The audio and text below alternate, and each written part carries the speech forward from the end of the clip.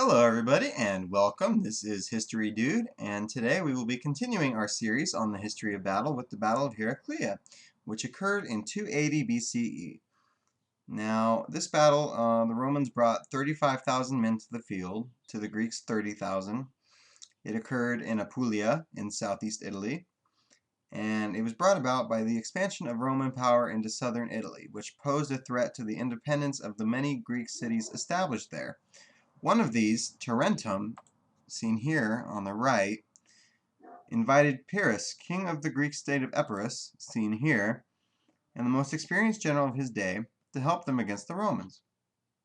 Now Pyrrhus lived between 319 and 272 BCE, and Pyrrhus, king of Epirus, was an inspired soldier of fortune who amassed power and wealth fighting in the wars between Alexander the Great's successors in Greece.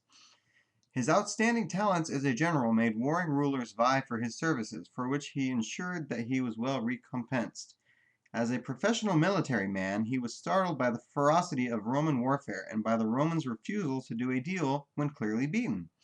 In 272 BCE, while fighting in the streets of the Greek city of Argos, Pyrrhus was knocked out by a tile thrown from a rooftop and promptly decapitated by a passing enemy soldier. He left behind two highly praised books, his memoirs and a study on the art of war. Now, Pyrrhus brought with him some 20,000 infantry and 3,000 cavalry, as well as war elephants, and took control of southern Italy. The Romans responded by sending an army commanded by Publius Valerius Laevinus to confront Pyrrhus. The forces met at Heraclea, and if I go back, you can see Heraclea right next to Tarentum. And they met by the Epirus River, and this is just where Epirus is. This is not the amount of territory that the Romans controlled at that time. I just included this to show you where Epirus is and how close King Pyrrhus was to southern Italy and how quickly he was able to get his troops there. Now, here's a map of the battle. Now, the forces met at Heraclea by the Epirus River, and while Pyrrhus's elephants, the beasts the Romans had never before encountered in battle, frightened off the Roman cavalry, the Greek infantry phalanx drove the Romans back across the river in a vicious fight with no quarter given. The slaughter was so great on both sides that Pyrrhus reputedly said, quote, "One more such victory and I am lost," hence the term Pyrrhic victory. After the battle, Pyrrhus marched north towards Rome, expecting the Romans to sue for peace. Instead, Rome and its allies assembled another army to face him. Pyrrhus prudently withdrew to build up his forces, amassing a coalition of about 70,000 men from southern Italy, including the Samnites, his own soldiers, and recruits from the Greek cities. Rome once more took the offensive, marching south into Apulia. In another fierce fight at Asculum, Pyrrhus was victorious, but again at a heavy cost. He himself was badly wounded. The Romans lost on the day, but retained their forces in fighting shape.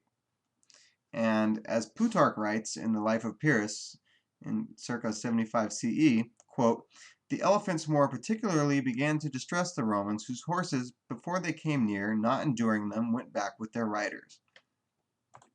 And here you can see a depiction of the Battle of Heraclea.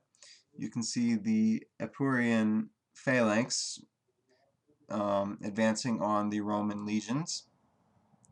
Now, the war elephants are not pictured here, but they were present at the battle. Now, 17th century paintings of Heraclea often overestimated the carrying capacity of Pyrrhus's elephants. They had depictions of like 12 guys on the elephants, but in reality, a crew of 3 men on an elephant was usual. There was 1 to steer and 2 to fight. And that is about all you need to know about the Battle of Heraclea. The Romans lost between 7,000 to 15,000 men, and the Greeks lost between 4,000 to 11,000 men. And this was the first known Pyrrhic victory. And that is about all you need to know about the Battle of Heraclea. As always, this has been History Dude, and remember to have an awesome day.